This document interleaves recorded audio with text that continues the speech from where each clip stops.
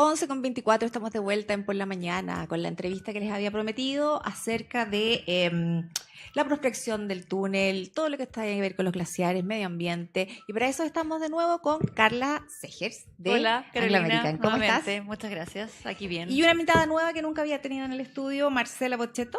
Hola Marcela, ¿cómo estás? Perteneciente al equipo de la Vicepresidencia de Medio Ambiente y Permisos. Hola, ¿qué tal? Buenos días. Muchas gracias por la invitación. No, gracias a ustedes por venir. Quería partir contándoles que esta semana ha sido bien noticiosa con respecto a...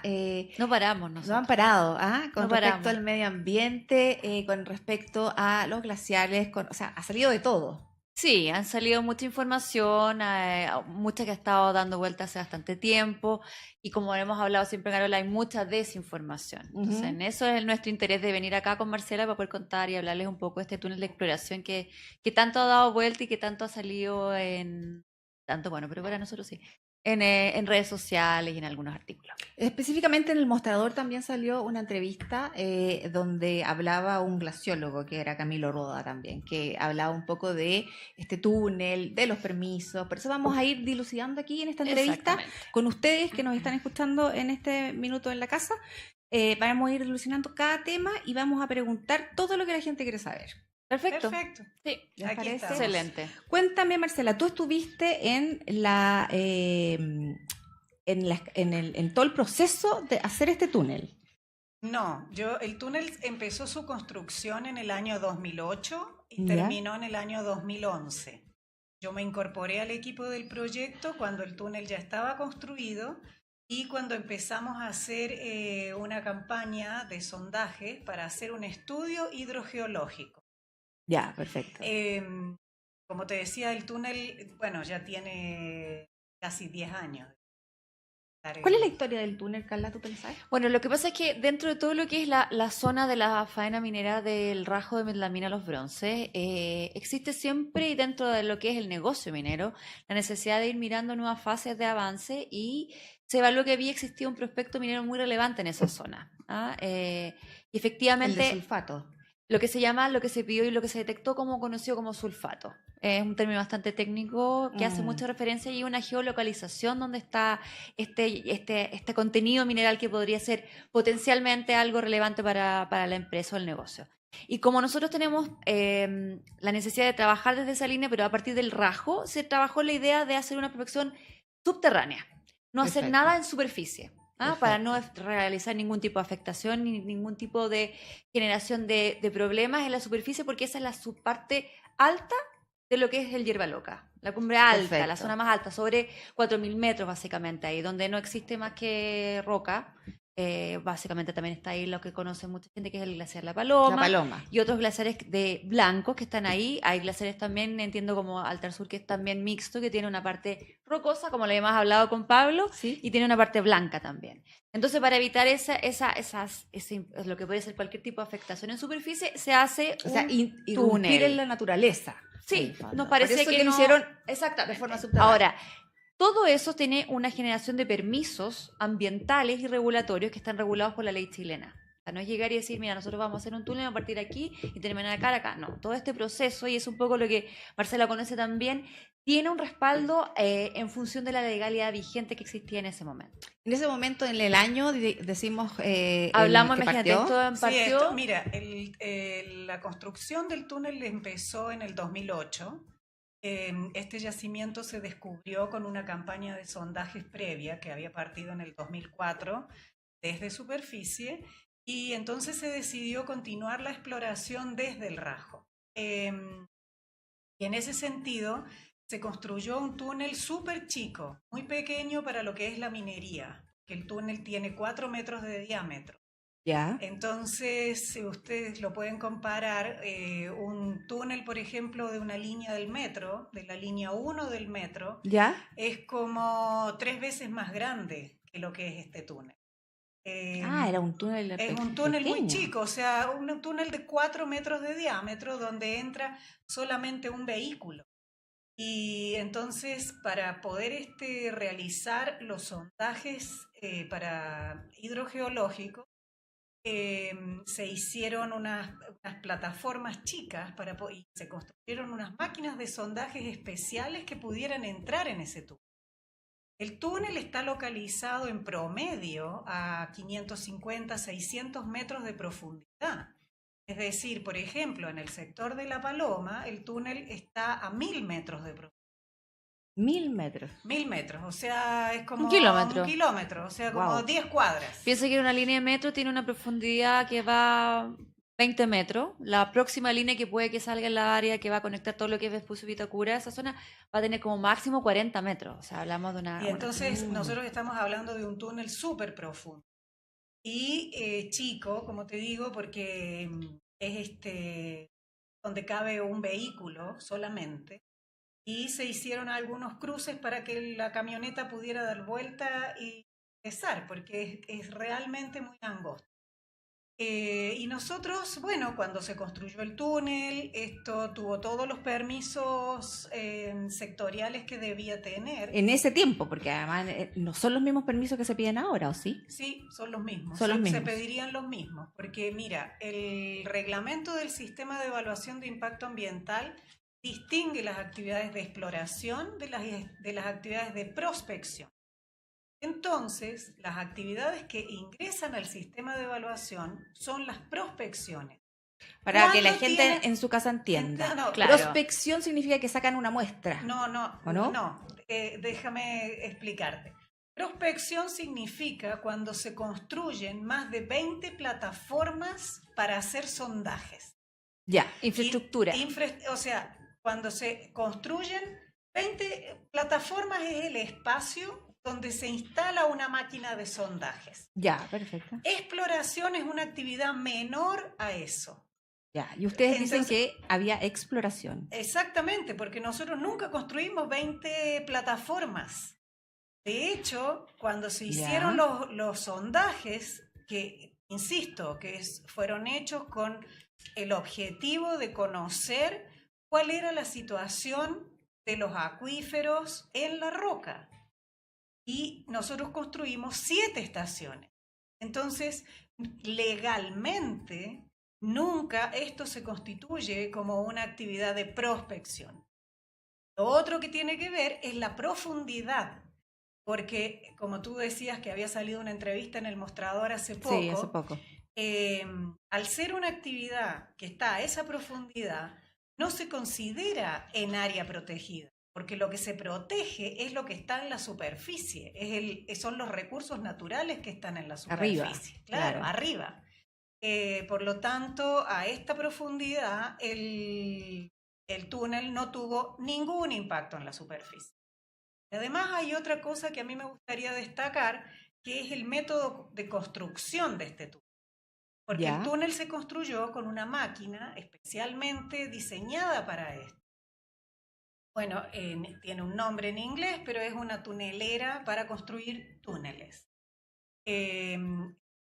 La gente le dice TBM, pero es una máquina parecida a la que se han construido las líneas del metro también. Es Ya. decir, nosotros nunca ocupamos explosivos para hacer tronaduras, para construir el túnel. Perfecto. A través de esta maquinaria, esta infraestructura específica solicitada Solicitada para el para tipo de lo túnel que que requeríamos queríamos nosotros. Se hace a Perfecto, pedido, o sea, perfecto. es una tuneladora, como le dicen, que solamente serviría para hacer túneles de este diámetro, que era un diámetro muy específico, muy acotado y muy contenido. ¿Y qué hay de lo que dice este señor que en el 2007 vio varios campamentos mineros trabajando y que dejaron basura, tarros de aceite, etcétera? ¿Qué hay sobre eso?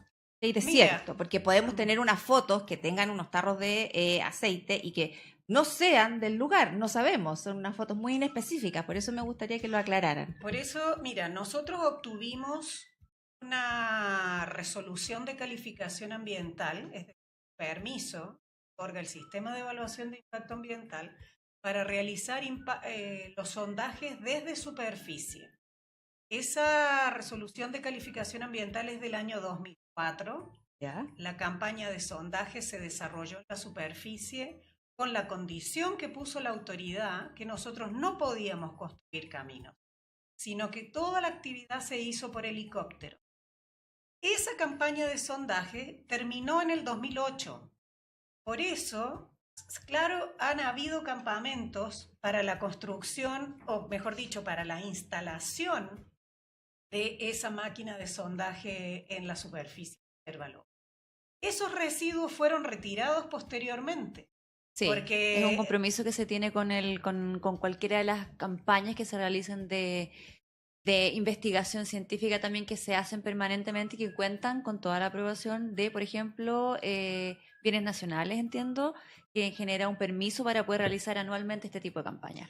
Entonces, mira, todos los permisos ambientales, todas las RSA, como se las conoce, las resoluciones de calificación ambiental, siempre tienen unas condiciones de abandono y cierre. O sea, imposible que dejen basura, que dejen No, ¿es o sea, imposible? eso está mientras se ejecuta el trabajo y después todo eso se retiró. O sea, también pueden haber fotos del 2012 donde no van a encontrar más los residuos, ¿me entiendes? Porque, Claro. porque se terminó el trabajo, El trabajo. en Yerba-Loca.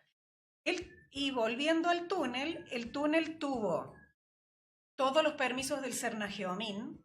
Cernagiomín es el órgano sectorial, digamos, del Servicio Nacional de Geología y Minería para la construcción del túnel. Nosotros tuvimos fiscalizaciones del Cernagiomín en su momento y cuando se terminó de construir a fines del 2011, el Cernagiomín dio su conformidad, lo recibió conforme con los permisos que nos había otorgado anteriormente. O sea, no era necesario ingresar al sistema de evaluación SEIA sí.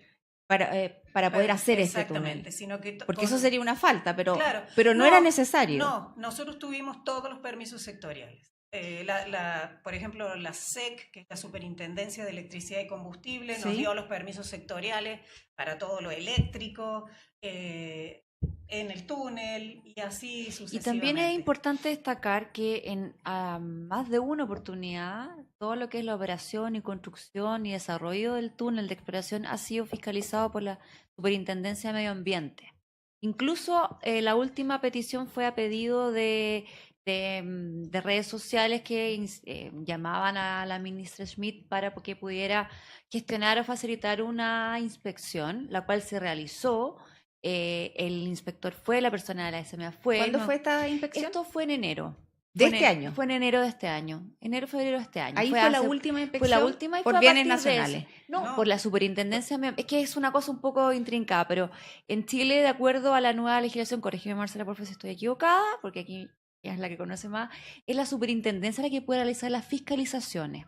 ¿Ya? La que puede ir y determinar que alguna obra a partir de denuncias que generan o las mismas personas a partir de individualidades, o también creo que los mismos servicios pueden ir a hacer una denuncia. Yo creo que vayan y fiscalicen que esto se está realizando de la manera oportuna y de acuerdo a lo que ellos han declarado que tienen que hacer. O sea, esta gente que pide que fiscalice bienes nacionales no corresponde. Yo creo que bienes nacionales no es el organismo que debe realizarlo. Los santuarios de la naturaleza, como es el caso de Yerba-Loca, están bajo la potestad del Consejo de Monumentos Nacionales. Sí, Monumentos Nacionales. La primera fiscalización que nosotros tuvimos de la Superintendencia de Medio Ambiente fue en el año 2015.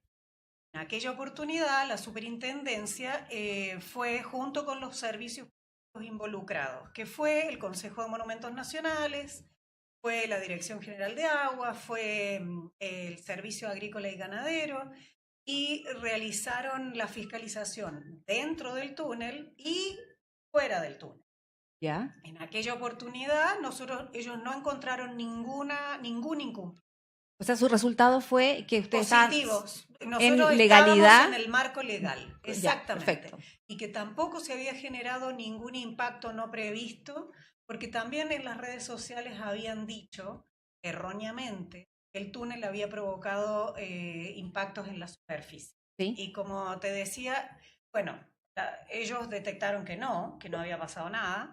Y como te decía, el túnel es 1/3 de lo que es una línea del metro, que ocurre a 1000 metros de profundidad. Entonces, en la avenida Poquindo no hay impactos en la superficie, digamos, donde corre la línea 1. Entonces, es para que la gente tenga una noción, una comparación. ¿Y por qué crees tú que se habla de la poca transparencia que tiene este túnel en Yerba-Loca?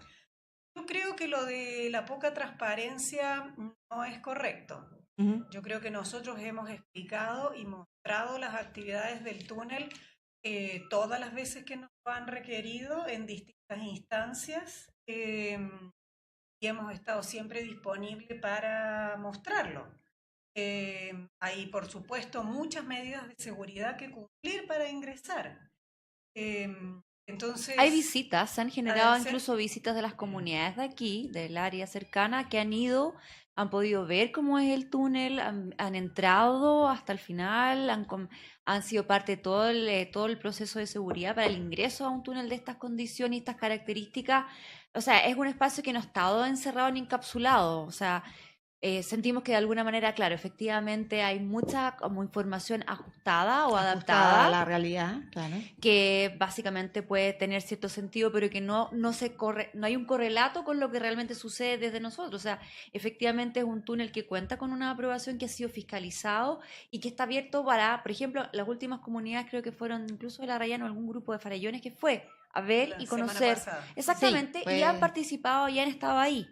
Entonces, efectivamente, claro, hay información que uno a veces dice, bueno, por desconocimiento también de la legislación o de las regulaciones nacionales que tenemos en el tema medioambiental, sucede un poco esto. Son tecnicismos, son cosas que no son de a veces fácil entendimiento. Nosotros internamente hablamos de la RCA, la EIA, la del CEA. Lo que pasa es que es muy Entonces, técnico es muy el técnico tema, en muchas cosas. pero hay algo que molesta a la población, que es que se vuelve a dejar entrever que Anglo American es el responsable de que esté cerrado Hierba Loca. Lo hemos conversado aquí Sí. innumerables veces, se lo hemos comentado a los vecinos, Sí. pero queremos saber cuál es tu opinión acerca de eso y por qué se habla de una conveniencia de este cierre del parque. Bueno, primero que nada, nosotros no tenemos nada que ver con el cierre del parque. No es de nuestra propiedad, porque es propiedad del municipio.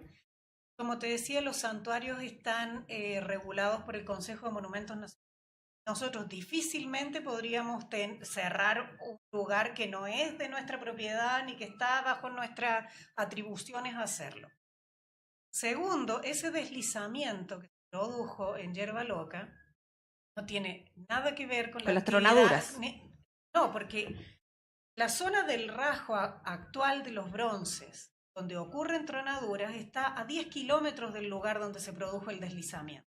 Entonces las ondas, las vibraciones que pudieran haber, no llegan hasta ahí. Y por otro lado, nosotros hemos hecho estudios de esas vibraciones.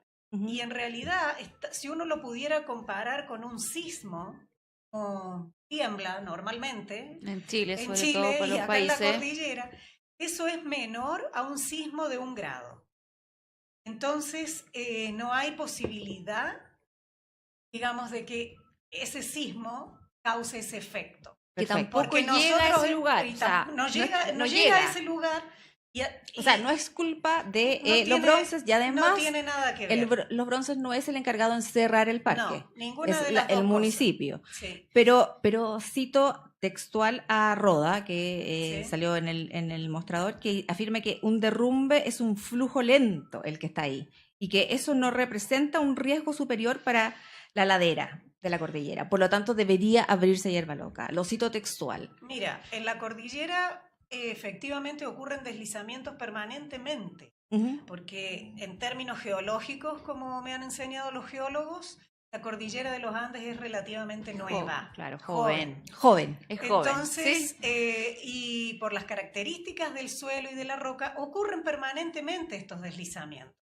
Y de hecho, en la mina propiamente tal, nosotros tenemos medidas de seguridad para el control de avalanchas, porque es un riesgo para los trabajadores.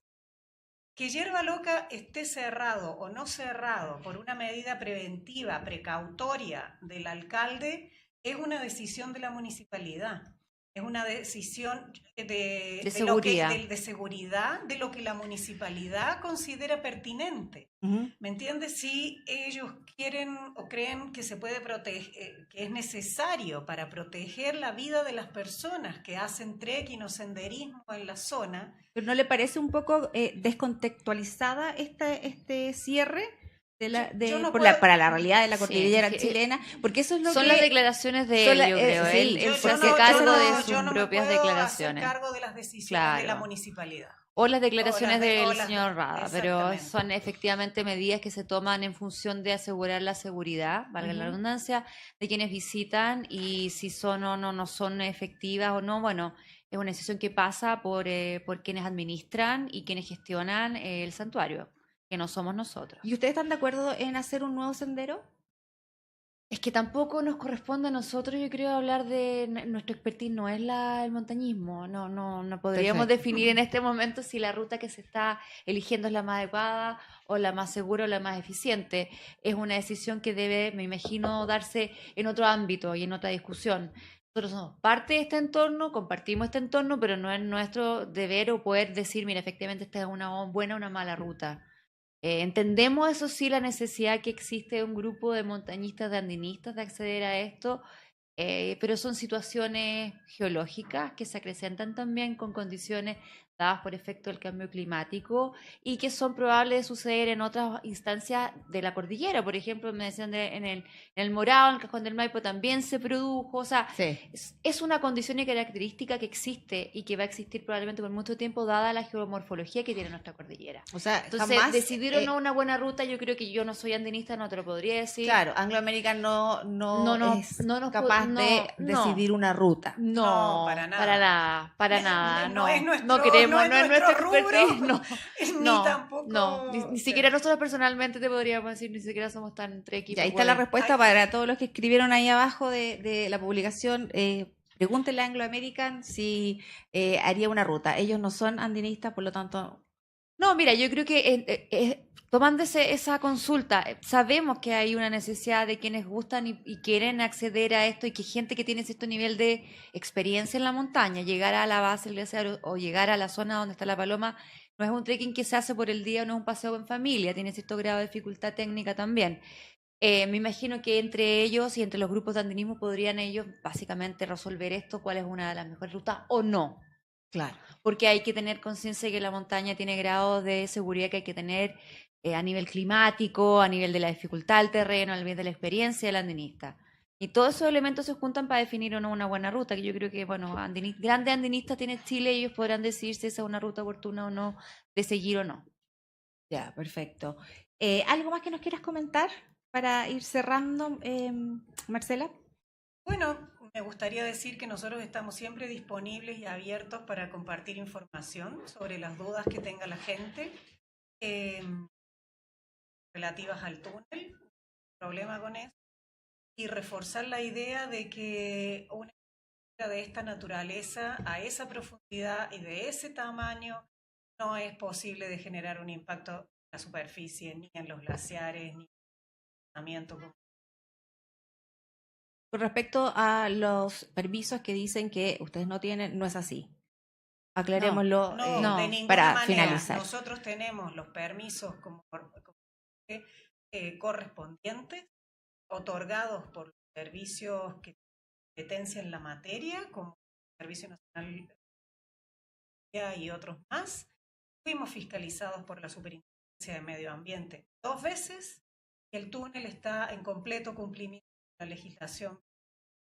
Perfecto, eso está claro y preciso. ¿Algo más para terminar, Carlita? No, nada, agradecerte nuevamente siempre el interés de ponerle estos puntos en relevancia y bueno, comentar lo mismo que decía Marcela, abiertos a conversar sobre lo que sea de interés sobre nuestra tarea y nuestra labor acá de minería. Muchas gracias a ustedes por venir. Y bueno, esperamos haber contestado todas sus preguntas. Si no lo hicimos, por favor, escríbenos, ya sabe, @porlamañana o en el Facebook abajo nos dejan sus comentarios y nosotros vamos a hacer el canal que pueda transmitir todas estas observaciones a todo el entorno de Loa Barnechea. Así que voy a ir a una canción para que despidamos a nuestra invitada. Muchas gracias. Gracias a ti. Gracias a ti. Vamos con Baltimore, Tarzan Boy. Me encanta. Dale.